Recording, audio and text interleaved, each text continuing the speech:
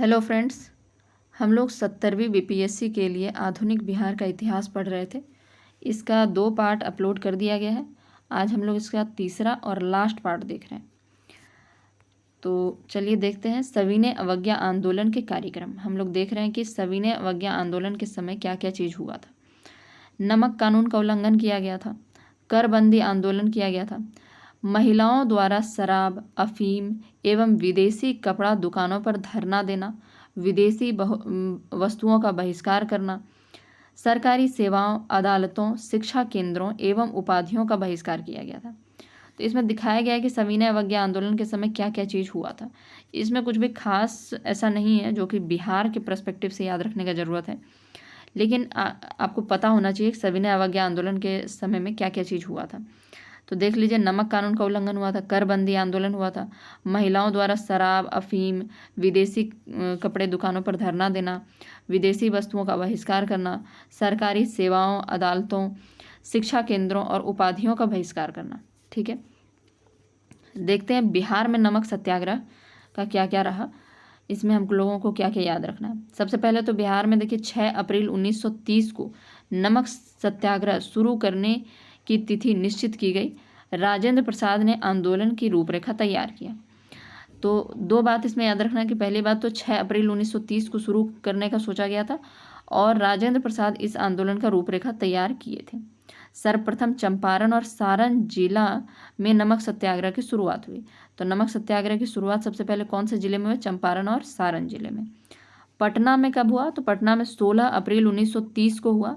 कहाँ पर? पटना सिटी के मंगल तालाब के पास स्थित नखास पिंड स्थान को नमक कानून भंग करने के लिए चुना गया। तो यह नाम याद रखिएगा, नखास पिंड, क्योंकि एग्जाम में बहुत बार पूछा जा चुका है। हो सकता है इस बार नखास पिंड ना पूछ के मंगल तालाब दे दे। तो पटना सिटी के मंगल तालाब के पास नखास पिंड नामक स्थान पर कानून भंग करने के लिए चुना गया था। कितना तारीख को? यह भी याद रखिएगा, 16 अप्रैल 1930 को। ठीक है, 6 अप्रैल को सबसे पहले शुरू किया गया था और पटना में 16 अप्रैल को। सविनय अवज्ञा आंदोलन के दौरान छपरा जेल के कैदियों ने स्वदेशी वस्त्र की मांग को लेकर नंगी हड़ताल की थी। तो छपरा जेल में क्या हुआ था कि कैदियों ने क्या कहा कि हमको स्वदेशी वस्त्र चाहिए और नहीं तो नंगी हड़ताल करेंगे। तो उन्होंने नंगी हड़ताल किया था। तो याद रखिएगा कि कब हुआ था? यह सविनय अवज्ञा आंदोलन के दौरान हुआ था, छपरा जेल में हुआ था। बिहार में नमक आंदोलन कौन कौन सा स्थान रहा और कौन कौन से स्थान पर किन किन लोगों ने किया? नेतृत्वकर्ता का नाम दिया हुआ है। तो चंपारण में देखिए बिपिन बिहारी वर्मा थे। चंपारण में बरेजा में गिरीश तिवारी थे। गोरिया कोठी में चंद्रिका सिंह थे। हाजीपुर में भरत मिश्र थे। पटना में अंबिका कांत सिंह थे। मुंगेर में श्रीकृष्ण सिंह। लखीसराय में नंद कुमार सिंह। दरभंगा में सत्यनारायण सिंह। ठीक है, तो इसमें जो नेतृत्वकर्ता का नाम दिया हुआ है और जो जो स्थान दिया हुआ है, यह चार्ट आप स्क्रीनशॉट लेके रख लीजिए और इसको बार बार रिवाइज करते रहिएगा। ठीक है, क्योंकि इसमें से कोई भी क्वेश्चन बनाया जा सकता है कि चंपारण में कौन था, नमक आंदोलन किसने किया? तो बिपिन बिहारी वर्मा। बरेजा में गिरीश तिवारी। गोरिया कोठी में चंद्रिका सिंह। हाजीपुर में भरत मिश्र। पटना में अंबिका कांत सिंह। मुंगेर में श्रीकांत सिंह। लखीसराय में नंद कुमार सिंह और दरभंगा में सत्यनारायण सिंह। ठीक है, तो याद रखिएगा ये सब। चलिए आगे देखते हैं नखास पिंड आंदोलन क्या था। नखास पिंड नामक स्थान पटना जिले में है, जिसे नमक कानून भंग करने के लिए चुना गया सविनय अवज्ञा आंदोलन के दिनों में चर्चित था। तो यह नखास पिंड हम लोग जगह देख भी लिए थे कि 16 अप्रैल को यह जगह को चुना गया था, नखास पिंड मंगल तालाब के बगल में। तो पटना में 16 अप्रैल 1930 से नखास पिंड चलो का नारा गूंजा। यहाँ के लोगों ने महात्मा गांधी के आह्वान पर नमक सत्याग्रह चलाते रहने का दृढ़ संकल्प लिया और पुलिस के जुल्म के आगे कभी नहीं झुके।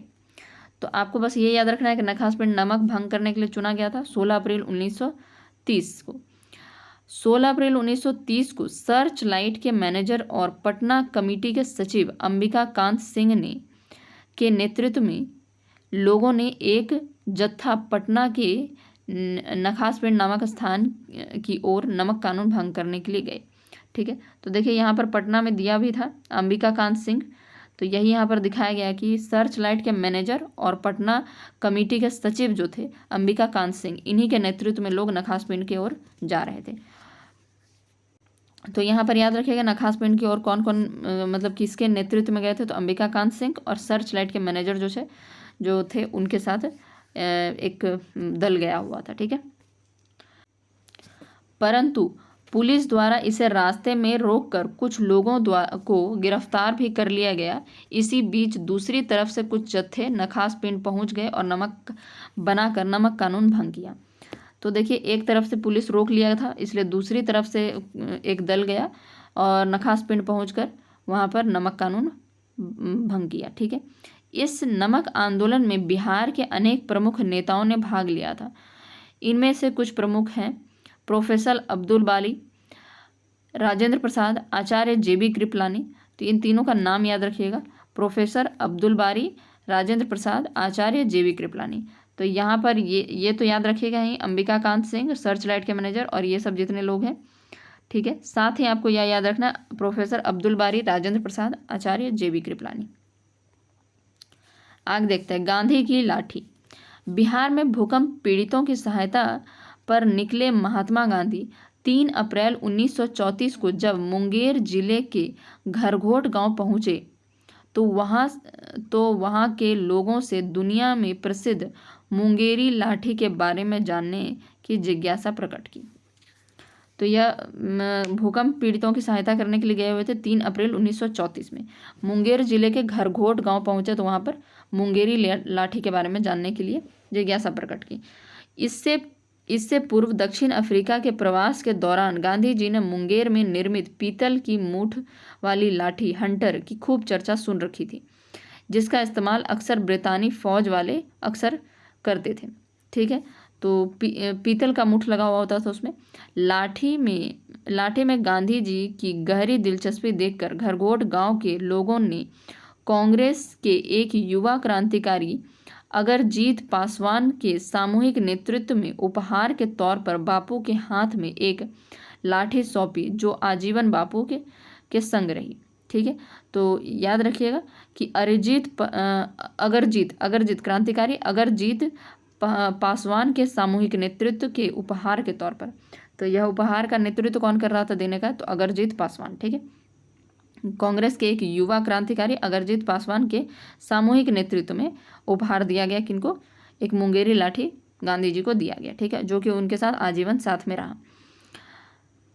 तो याद रखिएगा 3 अप्रैल 1934 मुंगेर में मुंगेरी लाठी के बारे में जानने के लिए पहुंचे और इसमें पीतल की मूठ लगी हुई रहती थी। घरघोट गांव याद रखिएगा।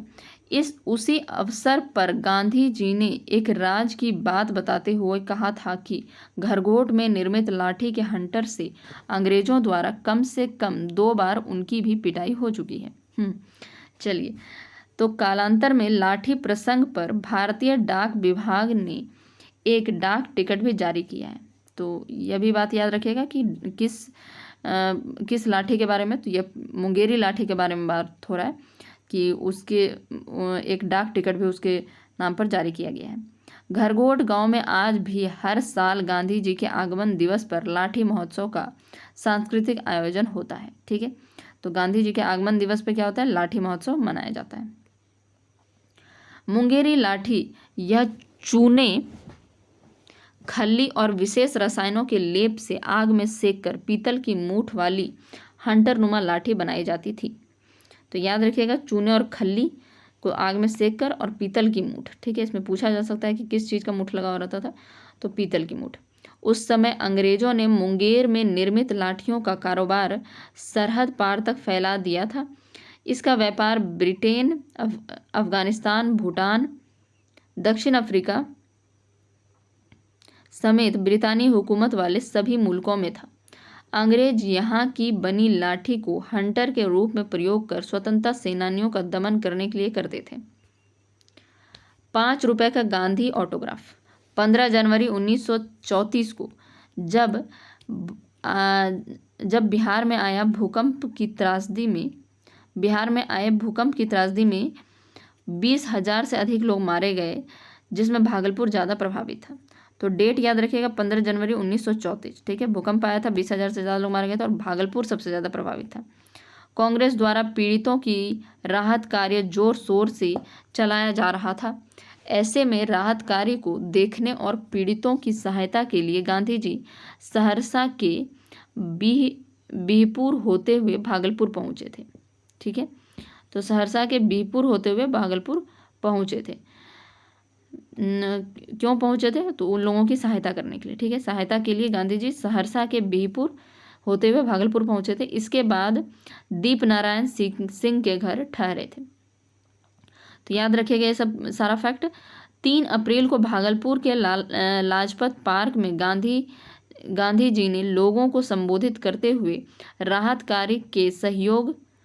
कार्य में सहयोग करने और भूकंप पीड़ितों की मदद करने की अपील की। सभा के दौरान कांग्रेस के स्वयंसेवक झोली फैलाकर लोगों से सहायता चंदा एकत्र करने लगे। देखिए 15 जनवरी को यह हुआ, 15 जनवरी 1934 को भागलपुर सबसे ज़्यादा प्रभावित रहा। सहरसा और बिहपुर होते हुए भागलपुर पहुँचे गांधी जी और वहाँ पर दीप नारायण सिंह के यहाँ ठहरे। लाजपत पार्क में गांधी जी लोगों को संबोधित करते हुए सहयोग करने के लिए मतलब मदद मांग रहे थे भूकंप पीड़ितों के लिए, और उस समय सहायता चंदा भी इकट्ठा कर रहे थे, ठीक है। इस सभा में बहुत से ऐसे लोग थे जो गांधी जी का ऑटोग्राफ लेना चाहते थे, लेकिन गांधी जी ने इन लोगों को अपना ऑटोग्राफ 5-5 रुपए में बेचने का ऐलान कर दिया। फिर भी ऑटोग्राफ लेने वालों की कतार लग गई। इसके बाद ऑटोग्राफ से मिले पैसों को बापू ने वहाँ के भूकंप पीड़ितों की मदद के लिए सौंप दिया, ठीक है। तो वह जो 5-5 रुपये उन लोगों उनके ऑटोग्राफ से मिला था, तो वह किस काम के लिए लग गया? वह बापू ने भूकंप पीड़ितों की मदद के लिए सौंप दिया, ठीक है। तो इसीलिए इसको कहा जाता है 5 रुपये का गांधी ऑटोग्राफ, ठीक है। आगे देखते हैं बिहार मंत्रिमंडल के प्रमुख सुधारात्मक कार्य क्या क्या रहा। काश्तकारी व्यवस्था के तहत किसानों को राहत हेतु बिहार टेनेंसी अमेंडमेंट एक्ट पारित, ठीक है। स्वायत्त शासी संस्थाओं को अपने भवनों पर राष्ट्रीय झंडा फहराने की अनुमति। अखबारों से जमानत मांगने की प्रथा एवं संघों से प्रतिबंध की समाप्ति। और देखते हैं श्रमिकों के जीवन कार्य में स्थितियों की जांच के लिए राजेंद्र प्रसाद की अध्यक्षता में श्रम जांच समिति का गठन। तो यह याद रखिएगा कि श्रम जांच समिति का गठन किसकी अध्यक्षता में किया गया? तो राजेंद्र प्रसाद की अध्यक्षता में। शैक्षणिक सुधार हेतु केटी शाह की अध्यक्षता में शिक्षा पुनर्गठन समिति। पूछा जा सकता है कि शिक्षा पुनर्गठन समिति के अध्यक्ष कौन थे? केटी शाह। मौलाना अबुल कलाम की अध्यक्षता में हिंदुस्तानी समिति। तो ये तीनों अध्यक्ष का नाम याद रखिएगा। श्रम जांच समिति राजेंद्र प्रसाद, शिक्षा पुनर्गठन समिति केटी शाह, हिंदुस्तानी समिति मौलाना अबुल कलाम। भारत छोड़ो आंदोलन के बारे में देखते हैं। देश के अन्य क्षेत्रों की तरह बिहार की भी इस आंदोलन में निर्णायक भूमिका रही। 9 अगस्त 1942 को राजेंद्र प्रसाद को गिरफ्तार कर बांकीपुर जेल में रखा गया। तो कब गिरफ्तार किया गया था? 9 अगस्त। 8 अगस्त को शुरू हुआ था, 9 अगस्त को हम लोगों को पता है कि ऑपरेशन 0 आवर लगा के और कैद कर लिया गया था। तो राजेंद्र प्रसाद को बांकीपुर जेल में रखा गया, ठीक है। श्री बलदेव सहाय को सरकारी नीति के विरोध में महाधिवक्ता पद से इस्तीफा दे दिया, ठीक है। तो श्री बलदेव सहाय ने क्या किया? सरकारी नीति का विरोध में महाधिवक्ता पद से इस्तीफा दे दिया। 11 अगस्त के दिन विद्यार्थियों का एक जुलूस विधायिका भवन पर राष्ट्रीय झंडा लहराने की कोशिश कर रही थी, तभी पटना के जिलाधीश WG आर्चर के आदेश पर पुलिस गोलीबारी में 7 छात्र मारे गए। इसको भी याद रखिएगा। 11 अगस्त को यह कांड हुआ था। विधायिका भवन में राष्ट्रीय झंडा फहराने का कोशिश किया जा रहा था और उसी में WG आर्चर ने आदेश दिया और पुलिसों ने गोलीबारी करके 7 छात्रों को मार दिया। अब ये 7 छात्र कौन कौन थे? यह पटना सचिवालय गोलीकांड के 7 शहीद 11 अगस्त 1942 उन्हीं का नाम दिया हुआ है, ठीक है, कि यह कौन कौन से छात्र थे और कहाँ के निवासी थे। रामानंद सिंह शहादत नगर पटना, राम गोविंद सिंह दशरथ पटना, ठीक है, उमाकांत प्रसाद सिन्हा नरेंद्रपुर सारण, राजेंद्र सिंह बनवारी चकसारण, सतीश प्रसाद झा खड़हरा भागलपुर, जगपति कुमार खराठी ओबरा औरंगाबाद, देवीपाल चौधरी जमालपुर। तो यह भी जो है इसको भी मतलब कि इसका भी स्क्रीनशॉट लेके रख लीजिए और इसको बार बार पढ़ते रहिए, दोनों जो आपको लिस्ट दिया हुआ है। ठीक है, अगला देखते हैं। यह भी यहाँ पर एक लिस्ट है। अगस्त क्रांति के दौरान गिरफ्तार नेता। तो अगस्त क्रांति के दौरान कौन कौन से नेता, अगस्त क्रांति उसी को कहते हैं, वह जो मतलब कि 9 अगस्त को, यानी कि अभी हम लोग पढ़ रहे थे यहाँ पर भारत छोड़ो आंदोलन, क्विट इंडिया मूवमेंट को ही अगस्त क्रांति, क्योंकि यह अगस्त में हुआ था। तो राजेंद्र प्रसाद को हम लोग सुने थे बांकीपुर जेल में कैद किया गया था, श्री कृष्ण सिंह को बांकीपुर जेल में, अनुग्रह नारायण सिंह को भी बांकीपुर जेल में, जयप्रकाश नारायण को हजारीबाग जेल में, योगेंद्र शुक्ल बक्सर जेल में, जो जहाँ पर मिला वहीं से उनको कैद कर लिया गया। ठीक है, तो राजेंद्र प्रसाद, श्री कृष्ण सिंह और अनुग्रह नारायण सिन्हा, इन तीनों को बांकीपुर जेल में, जयप्रकाश नारायण हजारीबाग जेल में, योगेंद्र शुक्ल बक्सर जेल में। ठीक है, बिहार में किसान आंदोलन देखते हैं। बिहार, इसके बारे में हम लोग पहले भी पढ़ चुके हैं पिछले पार्ट में, लेकिन चलिए एक बार फिर दिया हुआ है तो देख लेते हैं। बिहार के मुंगेर में शाह मोहम्मद जुबैर की अध्यक्षता में किसान सभा 1922-23 में गठन हुआ। ठीक है, शाह मोहम्मद जुबैर की अध्यक्षता में मुंगेर में नवंबर 1929 में सोनपुर मेले के अवसर पर स्वामी सहजानंद सरस्वती ने बिहार प्रांतीय किसान सभा की अध्यक्षता में बिहार प्रांतीय किसान सभा की स्थापना हुई, जिसके सचिव श्री कृष्ण सिंह नियुक्त हुए। ठीक है, तो यह नवंबर 1929 में सोनपुर मेला के अवसर पर स्वामी सहजानंद सरस्वती की अध्यक्षता में बिहार प्रांतीय किसान सभा की स्थापना हुई, जिसके सचिव श्री कृष्ण सिंह नियुक्त हुए। ठीक है, तो सोनपुर मेला में स्वामी सहजानंद सरस्वती के ने बिहार में किसान मतलब कि बिहार प्रांतीय किसान सभा की स्थापना हुई थी।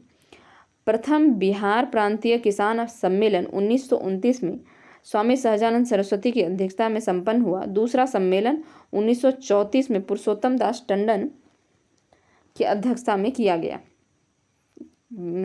यह दूसरा सम्मेलन कब हुआ? 1934 में पुरुषोत्तम दास टंडन की अध्यक्षता में संपन्न हुआ। वर्ष 1936 में अखिल भारतीय किसान सभा का गठन हुआ, जिसके अध्यक्ष स्वामी सहजानंद सरस्वती और महासचिव NG रंगा थे।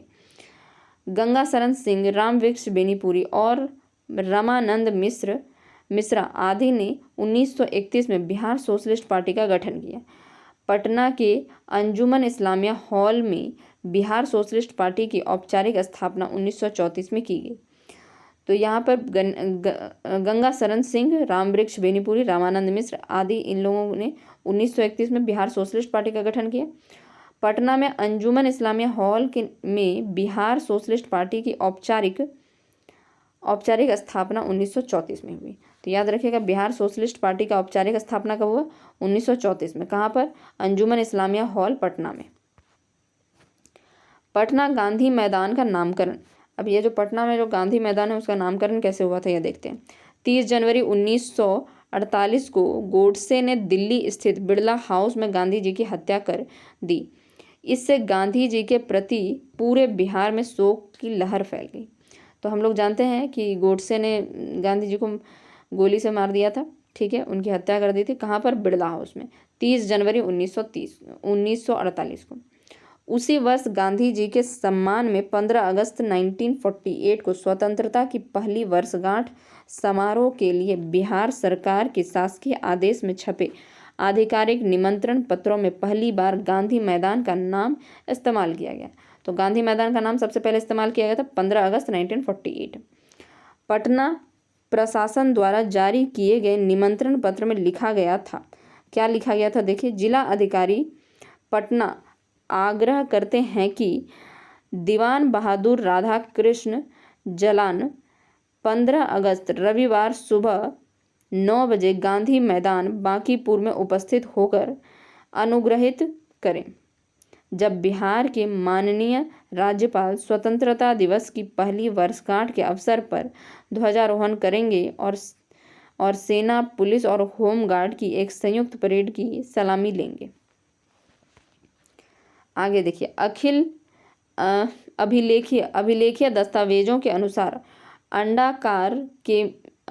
आकार के इस मैदान को अब गांधी मैदान में जाना जाने लगा। तो गांधी मैदान जो अंडाकार शेप में है, तो याद रखिएगा, इसको गांधी मैदान कहा जाने लगा। पहले इसे बांकीपुर मैदान या पटना लॉन कहा जाता था।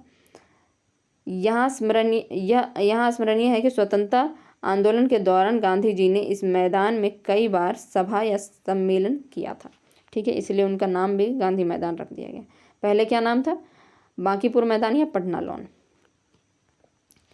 चलिए, तो इतना ही फैक्ट्स था। आज ये कंप्लीट होता है आधुनिक बिहार का इतिहास। इसमें 3 वीडियो डाला गया है और तीनों में जितना भी फैक्ट दिया हुआ है आप उसको याद कर लीजिए। ठीक है, बहुत ही सोच समझ के ये PDF बनाया गया था। और मतलब कि जितना भी फैक्ट्स आज तक पूछा गया है एग्ज़ाम में, जो बहुत बार पूछ लिया गया है, जो कि अब आने का चांस नहीं, उन सबको थोड़ा बहुत नहीं डाला गया है। ठीक है, क्योंकि आप देख ही रहे होंगे पिछले जितना भी क्वेश्चन पेपर, उसमें वही रिपीटेड क्वेश्चन आ रहा था। तो रिपीटेड क्वेश्चन आपको अगर चाहिए तो आप मतलब कि प्रीवियस ईयर का क्वेश्चन भी देख सकते हैं। ठीक है, लेकिन जो क्वेश्चन आ सकता है या कम आया है अभी, ठीक है, तो उन सब क्वेश्चन को इसमें डाला गया है। तो ये सब आप लोग पढ़ते रहिए तीनों पार्ट को। ज़्यादा लंबा वीडियो नहीं है, आधे घंटे का 15-20 मिनट का वीडियो है। आप इसको देखकर और उसके बाद जितना भी फैक्ट्स है उसको नोट कर लीजिए, बार बार उसको देखते रहिए या स्क्रीनशॉट ले लीजिए। ठीक है, थैंक यू।